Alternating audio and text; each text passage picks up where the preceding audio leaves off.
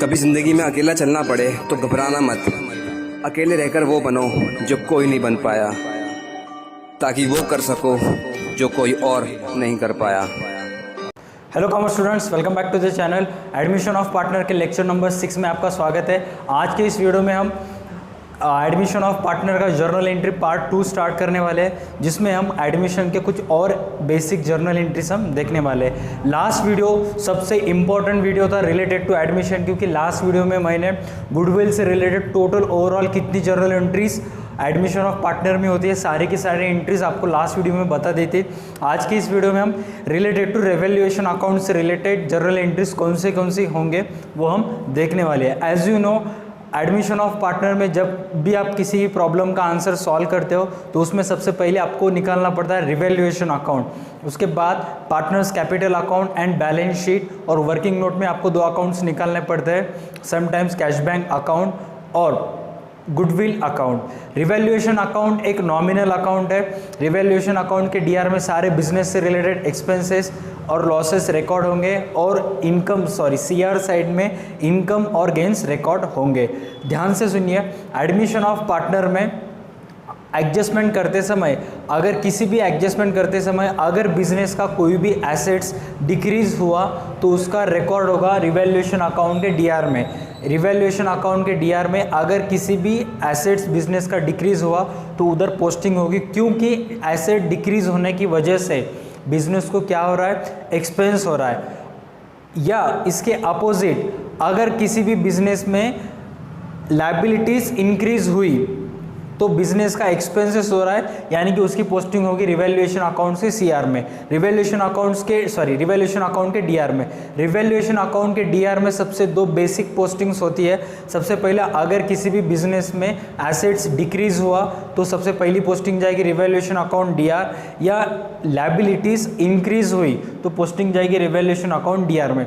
Sir, ये asset decrease का मतलब क्या होता है? एसेट डिक्रीज़ का मतलब अगर किसी भी एसेट्स पे आपने डिप्रिसिएशन चार्ज कर दिया तो डिप्रिसिएशन की जो वर्किंग नोट होगी या डिप्रिसिएशन का जो अकाउंटिंग प्रोसीजर आपको लिखना पड़ेगा वो जाएगा बैलेंस शीट के एसेट्स में से क्या होगा, लेस, और दूसरी पोस्टिंग जाएगी रिवैल्यूएशन के डीआर में। सर, डिक्रीज इन एसेट्स का तो हो गया। अब इंक्रीज इन लायबिलिटीज़ का मतलब क्या होता है कि कोई भी लायबिलिटीज़ की कीमत बढ़ जाए। अगर बिजनेस में पार्टनर्स ने बैंक लोन लिया था और बैंक लोन पे इंटरेस्ट अभी उनको चार्ज करना है, तब इंटरेस्ट चार्ज करते समय उनकी लायबिलिटीज़ इंक्रीज हो जाएगी, तब एसेट साइड बैलेंस शीट के लायबिलिटीज साइड में आपको बैंक लोन में वो इंटरेस्ट की अमाउंट ऐड करना है। दूसरी पोस्टिंग कहाँ जाएगी, रिवैल्यूएशन अकाउंट के डीआर साइड में।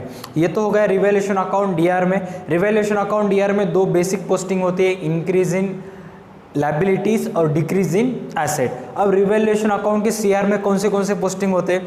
रिवैल्यूएशन अकाउंट के सीआर में अगर बिजनेस का किसी भी एसेट्स की अमाउंट इंक्रीज हो जाती है तब उसकी पोस्टिंग होगी रिवैल्यूएशन अकाउंट के सीआर में, या बिजनेस में से कोई भी लायबिलिटीज़ की कीमत कम हो जाती है। सर, ये इंक्रीज इन एसेट्स का मतलब क्या होता है? जैसे थोड़ी देर पहले मैंने आपने डिप्रिसिएशन बताया था, समटाइम्स क्या होता है कि एसेट्स की कीमत मार्केट वैल्यू बढ़ जाती है, तब आपको एडजस्टमेंट में दिया जाता है furniture would be appreciated by 10%। तब उस समय आपको क्या करना पड़ेगा, फर्नीचर के अमाउंट में एसेट साइड में वो 10% अमाउंट ऐड करना पड़ेगा। उसकी दूसरी पोस्टिंग कहाँ पे जाएगी, रिवैल्यूएशन अकाउंट के सीआर में। अप्रिसिएटेड आएगा तो रिवैल्यूएशन के सीआर को जाएगा, डिप्रिसिएशन ऑन एसेट्स आएगा तो रिवैल्यूएशन के डीआर को जाएगा। अब ये तो समझ में आया। सर, ये लायबिलिटी डिक्रीज का मतलब क्या होता है? समटाइम्स क्या होता है कि आपकी लायबिलिटीज़ डिक्रीज हो जाती है। अगर आपको बिल्स पेबल पेड करने का था 30,000 का, वो 30,000 का बिल्स आपने 25,000 में पेड कर दिया, तो आपको कितना रुपए का फ़ायदा हुआ? लायबिलिटीज़ कितने रुपए की डिक्रीज हुई? 5,000 की। तो उस समय उस 5,000 की पोस्टिंग जाएगी रिवैल्यूएशन अकाउंट के सीआर साइड में। रिवैल्यूएशन अकाउंट से रिलेटेड आपको प्रॉब्लम में 3 एंट्री करना पड़ेगा। रिवैल्यूएशन अकाउंट से रिलेटेड आपको प्रॉब्लम में 3 एंट्रीज करना पड़ेगा। कौन से 3 एंट्रीज? जो कुछ भी आपने रिवैल्यूएशन के डीआर साइड में लिखा है उससे रिलेटेड 1 एंट्री, जो कुछ भी आपने रिवैल्यूएशन के सीआर साइड में लिखा है उससे रिलेटेड 1 जनरल एंट्री, और 1 जनरल एंट्री होगी related to profit and loss on revaluation account. Sir, ये रिवैल्यूएशन अकाउंट जो होता है उसमें से कंपलसरी 3 एंट्रीज होंगे क्या। अब कुछ प्रॉब्लम्स में क्या होता है, जो एडजस्टमेंट दी हुई रहती है उन सारे की सारी एडजस्टमेंट की पोस्टिंग सिर्फ रिवैल्यूएशन के डीआर को जाती है, रिवैल्यूएशन के अकाउंट के सीआर को एक भी नहीं आता है। तो उस समय कंपलसरी आपको 2 एंट्रीज करना पड़ेगा, एक रिलेटेड टू रिवैल्यूएशन डीआर और एक related to revaluation profit loss. Compulsory revaluation account के 2 जर्नल एंट्रीज हर एक प्रॉब्लम में होंगे। कंपलसरी कितने journal entries? 2 journal entries compulsory होंगे। कौन सी? उन 2 जर्नल एंट्रीज में एक तो कंपलसरी रहेगी रिवैल्यूएशन का प्रॉफिट लॉस, समटाइम्स रिवैल्यूएशन के डीआर साइड में कुछ आता है या समटाइम्स सीआर साइड में कुछ आता है। मैक्सिमम 95% 3 एंट्रीज हो गए। अगर किसी प्रॉब्लम में रिवैल्यूएशन के डीआर या रिवैल्यूएशन के सीआर में कुछ नहीं आता है तो उस वक्त आपको एंट्रीज करने की ज़रूरत नहीं है। अब ध्यान से सुनना, अब तक मैंने आपको बताया कि increase in assets, decrease in liability, revaluation के सीआर साइड की तरफ जाएंगे। डिक्रीज इन एसेट्स और इंक्रीज इन लायबिलिटी रिवैल्यूएशन के कौन से साइड की तरफ जाएंगे? डीआर साइड में। और रिवैल्यूएशन का प्रॉफिट लॉस, सर रिवैल्यूएशन का प्रॉफिट लॉस कैसे पहचाने? बेसिक सा रूल है, रिवैल्यूएशन अकाउंट एक नॉमिनल अकाउंट है। अगर रिवैल्यूएशन अकाउंट की सीआर की टोटल ज़्यादा आती है तब रिवैल्यूएशन अकाउंट को प्रॉफिट होता है। अगर रिवैल्यूएशन अकाउंट की डीआर की टोटल ज़्यादा आती है तो रिवैल्यूएशन अकाउंट के क्या होता है? लॉस होता है। अब मैं आपको बताऊंगा कि आपके न्यू सिलेबस में पेज नंबर 143 में ऊपर एक प्रॉब्लम है, इलस्ट्रेशन नंबर 6, उसका आंसर में जो हमने उसके जो रिवैल्यूएशन इलस्ट्रेशन नंबर 6 है उसके आंसर में जो रिवैल्यूएशन अकाउंट है वो मैं अभी स्क्रीन के ऊपर आपको दिखाता हूँ। सबसे पहले देखिए, आपको रिवैल्यूएशन अकाउंट के सीआर साइड में फर्नीचर दिख रहा है, स्टॉक दिख रहा है, प्रोविजन फॉर डेटर्स और बिल्स पेबल दिख रहा है, ठीक है। तो उसमें से देखिए जो फर्नीचर, स्टॉक, बिल्स पेबल और प्रोविजन फॉर डेटर्स है, इसमें से पहले 3 एसेट्स की अमाउंट कम हुई सो है, फर्नीचर की अमाउंट कम हुई इसलिए रिवैल्यूएशन की सीआर को डाल दिया हमने, स्टॉक कम हुई और डेटर से आरडीडी की कीमत डाल लिया हमने, लेस करके रिवैल्यूएशन के डीआर साइड में हमने रख दिया। उसमें से बिल्स पेबल जो हमको पेड करना था, लाइबिलिटीज़ की अमाउंट 15,000 रुपये आपको डिस्काउंट मिला या कम हो गई, इसीलिए आपने 15,000 रुपये वहाँ पे लिया। अब इसके जर्नल एंट्रीज कैसे करें? जर्नल एंट्रीज करने का बेसिक सा रूल है। सबसे पहले देखिए, आपने रिवैल्यूएशन अकाउंट के कौन से साइड में पोस्टिंग करा है? आपने डीआर साइड में पोस्टिंग करा है। तो सबसे पहले इन चारों की जर्नल एंट्री होगी, ध्यान से सुनना, इन चारों की जर्नल एंट्री होगी। रिवैल्यूएशन अकाउंट डीआर, चारों की जर्नल एंट्री होगी। Revaluation account DR to furniture account CR, to stock account CR, to RDD account CR, to bills payable account CR. मतलब रिवैल्यूएशन अकाउंट में जो बैलेंसेस आए हैं वो पर्टिकुलर अकाउंट से आए हैं, इसलिए उसकी जर्नल एंट्रीज क्या होगी? Revaluation account DR to furniture account CR, to stock account CR, to provision for bad debt से RDD account CR, to bills payable account CR. अब इसका नैरेशन क्या लिखना पड़ेगा? इसका नैरेशन आपको लिखना पड़ेगा being revaluation of assets and liabilities transfer to revaluation account. सादा सिंपल नैरेशन है। नैरेशन में अगर 1-2 वर्ड इधर उधर हो जाते हैं तो भी चलेगा, लेकिन अकाउंट्स टू बी डेबिटेड या अकाउंट्स टू बी क्रेडिटेड में अगर आप मिस्टेक्स करते हो तब आपके मार्क्स कट जाएंगे, ठीक है। सबसे पहले देखिए एंट्री क्या होगी उन चारों की, revaluation account DR to furniture account CR, to stock account CR, to provision for debtors account CR या to bills payable account CR. Narration क्या लिखना पड़ेगा? Being revaluation of assets and liabilities. अगर आप चाहे तो आप वो चार जो आप रिवैल्यूएशन अकाउंट की सीआर में देख रहे हो उन चारों में से एसेट्स की सेपरेट एंट्रीज और लायबिलिटीज़ की सेपरेट एंट्री भी आप कर सकते हो, लेकिन कंबाइन एंट्री करोगे तो प्लस पॉइंट में रहोगे। अब आप देखिए रिवैल्यूएशन अकाउंट के सीआर साइड में, रिवैल्यूएशन अकाउंट के सीआर साइड में सिर्फ एक ट्रांजैक्शन का रिकॉर्ड हुआ है, वो भी बिल्स रिसीवेबल। जी हाँ, बिल्स रिसीवेबल हमारे लिए एसेट्स है और बिल्स रिसीवेबल की अमाउंट ज़्यादा हुई है, इंक्रीज इन एसेट्स हुआ है, तो इसलिए हमने रिवैल्यूएशन के कौन सी साइड में लिख दिया उसको? सीआर साइड में। उसकी जर्नल एंट्री क्या होगी? वो जो बैलेंस आया है वो रिवैल्यूएशन के सीआर को आया, किस अकाउंट में से आया है? बिल्स रिसीवेबल अकाउंट से। तो उसकी सादी सिंपल जर्नल एंट्री होगी bills receivable accounts DR to revaluation account CR, bills receivable account DR to revaluation account CR. Short technique है, अगर आप किसी रिवैल्यूएशन अकाउंट सीआर में के जो जिस भी किसी ट्रांजैक्शन का रिकॉर्ड आपने रिवैल्यूएशन के सीआर में करा है उसका ट्रांजैक्शन का रिकॉर्ड अगर आप जर्नल एंट्रीज में कन्वर्ट कर रहे हो तो उसके जर्नल एंट्रीज में रिवैल्यूएशन अकाउंट कंपलसरी सीआर में आएगा। तो डीआर में क्या आएगा? जो भी ट्रांजैक्शन का रिकॉर्ड आपने रिवैल्यूएशन अकाउंट के सीआर में करा है वही अकाउंट डीआर में आएगा। अब देखिए बिल्स रिसीवेबल अकाउंट अपने रिवैल्यूएशन अकाउंट के कौन से साइड में लिखा है, सीआर साइड में। तो जर्नल एंट्री में रिवैल्यूएशन अकाउंट कंपलसरी कहाँ आएगा, सीआर में। सर तो डीआर में क्या आएगा, जो आपने वहाँ पे सीआर में लिखा है वही अकाउंट डेबिटेड होगा। कौन सा account, bills receivable account DR to revaluation account CR. अब डीआर के बारे में और एक बार देखिए, वो जो चारों का आपने रिकॉर्ड किया है वहाँ पे वो रिवैल्यूएशन अकाउंट के कौन से साइड में रिकॉर्ड करा है, डीआर में। तो जर्नल एंट्री में रिवैल्यूएशन अकाउंट कौन से साइड में आएगा, डीआर में, रिवैल्यूएशन अकाउंट डीआर। तो सीआर में क्या आएगा, वही चारों अकाउंट जो आपने जर्नल एंट्री में रिवैल्यूएशन अकाउंट में पोस्टेड किए। तो सादी सिंपल एंट्री क्या होगी, revaluation account DR to furniture account, stock account to provision for bad debts और RDD account to bills payables account CR. Narration दोनों को भी आपको एक ही लिखना पड़ेगा, being revaluation of assets and liabilities. ये तो हो गए दो एंट्रीज। सर आपने तो कहा था कि रिवैल्यूएशन अकाउंट्स के टोटल 3 एंट्रीज हो गए, यहाँ पर तो आपने सिर्फ 2 किए, और एक एंट्री कौन सी है। अब ध्यान से देखिए, उसमें रिवैल्यूएशन अकाउंट डेबिट बैलेंस दिखा रहा है, मतलब रिवैल्यूएशन अकाउंट डीआर बैलेंस ज़्यादा है उसकी, तो एक्सपेंस हुआ। अगर रिवैल्यूएशन अकाउंट की डीआर साइड ज़्यादा आती है तो उसमें क्या होता है, लॉस ऑन रिवैल्यूएशन होता है। इतना तो आप समझ गए। देखिए कितना 1000 रुपये टोटल रिवैल्यूएशन की डीआर में 75,000 और सीआर साइड में सिर्फ 30,000 है। इसका मतलब रिवैल्यूएशन अकाउंट में लॉस कितना हुआ, 45,000। अब आपको नेक्स्ट एंट्री करनी है लॉस ऑन रिवैल्यूएशन की। लॉस ऑन रिवैल्यूएशन की एंट्री सिंपल है, old partners capital account DR to revaluation account CR. अब देखिए यहाँ पे कितना रुपए उसमें लॉस हुआ है, 45,000 रुपीज़ उनको लॉस हुआ है। अभी 45,000 रुपीज़ उनको किस रेशो से बटेगा, कंपलसरी, ध्यान से सुनना, रिवैल्यूएशन का प्रॉफिट और रिवैल्यूएशन का लॉस कंपलसरी ओल्ड रेशो से डिस्ट्रीब्यूट होगा। रिवैल्यूएशन का प्रॉफिट और लॉस कंपलसरी ओल्ड रेशो से डिस्ट्रीब्यूट होगा।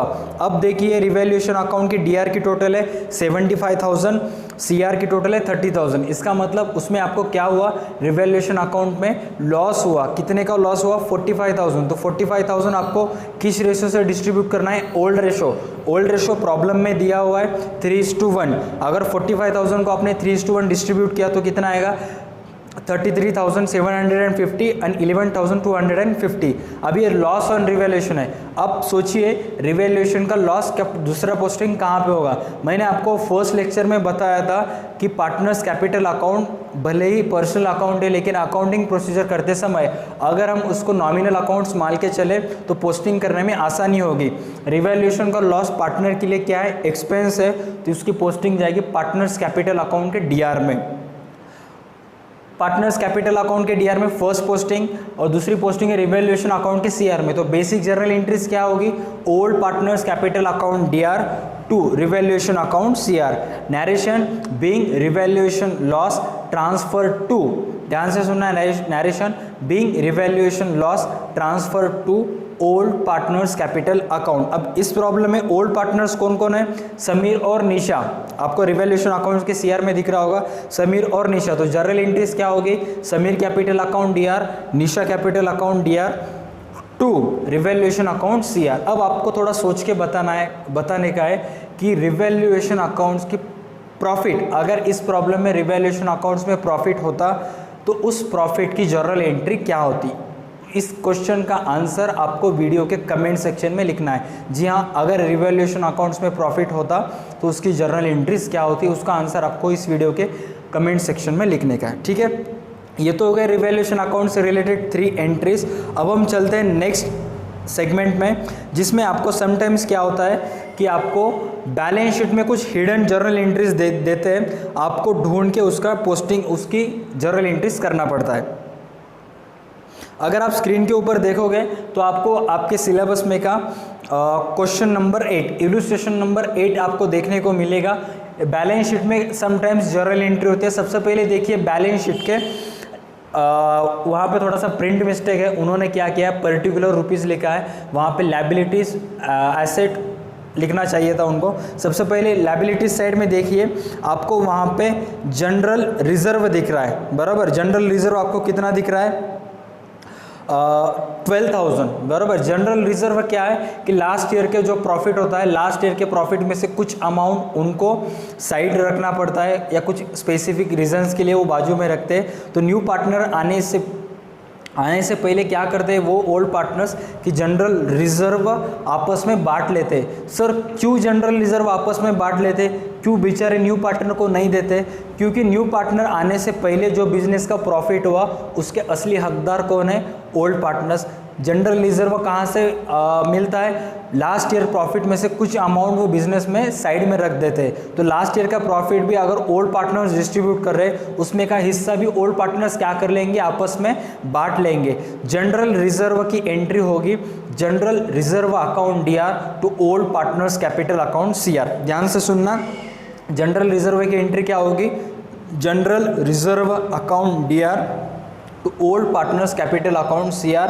General reserve compulsory old profit sharing ratio से बटेगा इन केस ऑफ एडमिशन। लिख दीजिए कहाँ तो भी points. General reserve old profit sharing ratio से ओल्ड पार्टनर्स में बटेगा।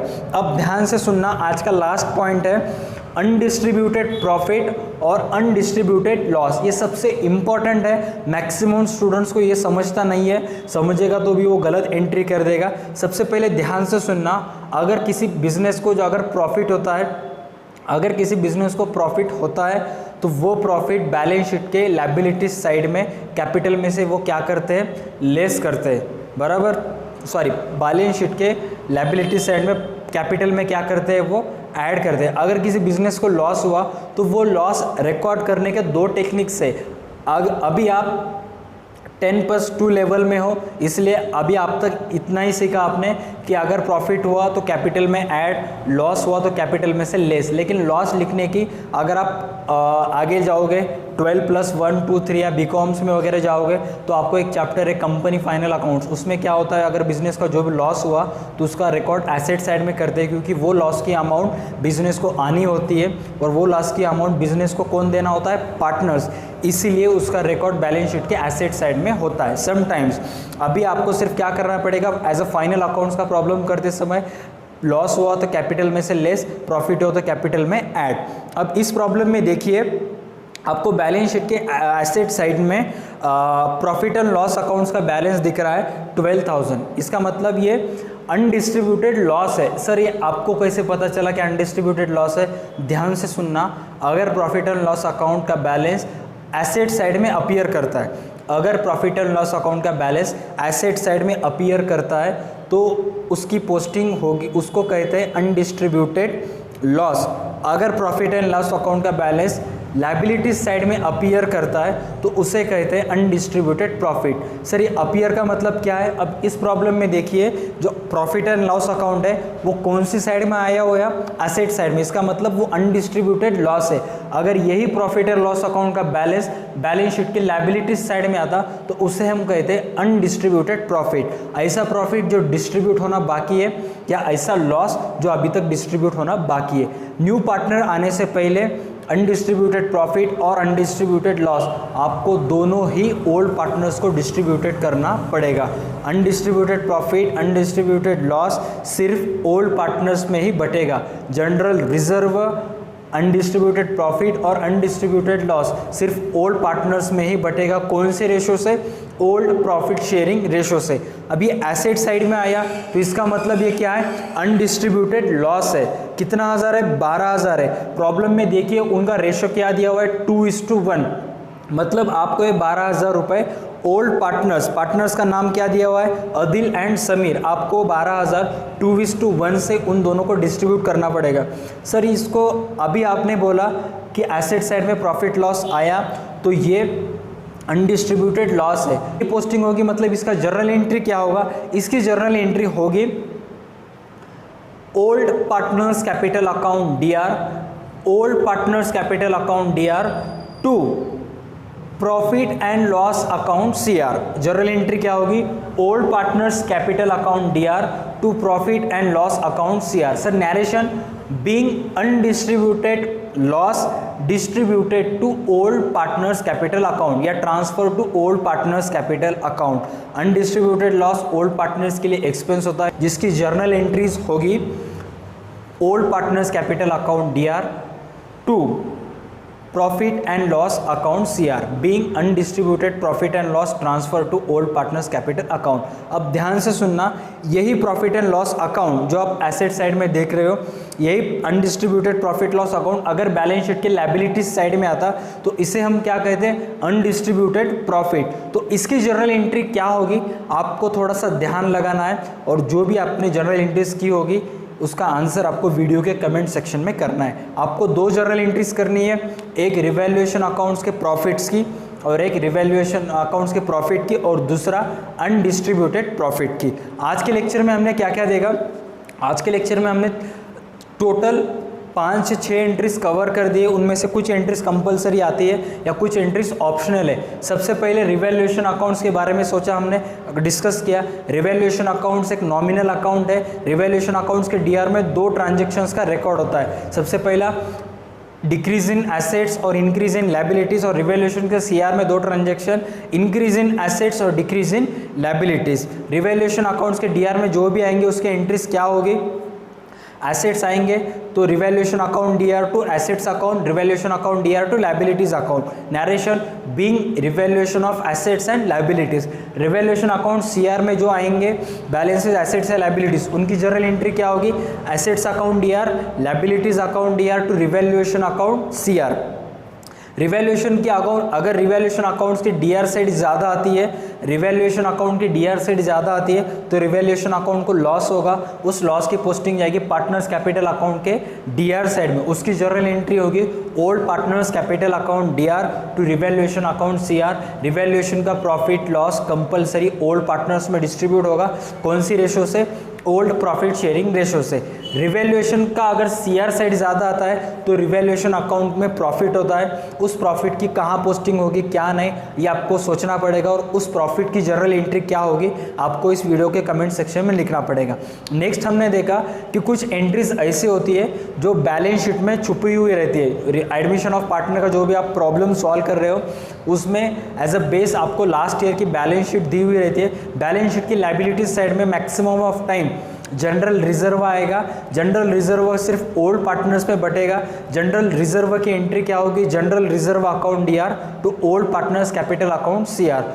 क्यों कैपिटल अकाउंट के सीआर में जाएगा, क्योंकि जनरल रिजर्व लास्ट ईयर के प्रॉफिट में से कुछ अमाउंट वो रिजर्व रखते हैं, इसलिए वो अभी amount old partners new partner आने से पहले ओल्ड पार्टनर्स अपने आप में बांट लेते, इसलिए उसकी पोस्टिंग जाएगी ओल्ड पार्टनर्स कैपिटल अकाउंट के सीआर में। नेक्स्ट हमने देखा था अनडिस्ट्रीब्यूटेड प्रॉफिट और अनडिस्ट्रीब्यूटेड लॉस। अनडिस्ट्रीब्यूटेड प्रॉफिट और लॉस का मतलब क्या है, ये लास्ट ईयर का प्रॉफिट और लॉस है जो अभी तक ओल्ड पार्टनर्स में डिस्ट्रीब्यूट होना बाकी है। अगर प्रॉफिट और लॉस अकाउंट बैलेंस शीट के एसेट साइड में अपीयर करेगा तो उसे हम कहेंगे अनडिस्ट्रीब्यूटेड लॉस, जिसकी पोस्टिंग जाएगी पार्टनर्स कैपिटल अकाउंट के डीआर में और जिसकी एंट्री होगी old partners capital account DR to profit and loss account CR. General entry क्या होगी, old partners capital account DR to profit and loss account CR. ये कंपलसरी कौन से रेशो से बटेगा, ओल्ड प्रॉफिट शेयरिंग रेशो। इसका narration क्या होगा, बीइंग अनडिस्ट्रीब्यूटेड लॉस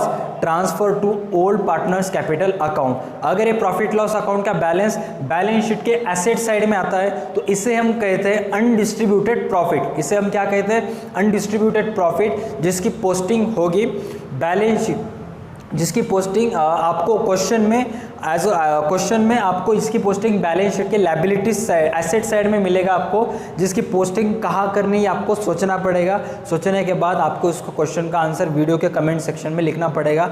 दोनों ही एंट्रीज कौन सी होगी, कहाँ पर होगी, मैं नेक्स्ट वीडियो में आपको डिटेल में बताऊँगा। आज का वीडियो मैंने ज़्यादा डिटेल में नहीं लिया, ऊपर लिया है, क्योंकि आप भी थोड़ा सोचो, अगर सारी चीज़ें मैं बता दूंगा तो आप क्या करोगे। ठीक है, that's it for today's video. मिलते हैं नेक्स्ट वीडियो में, तब तक के लिए देखते रहिए हमारा चैनल DA2 Academy।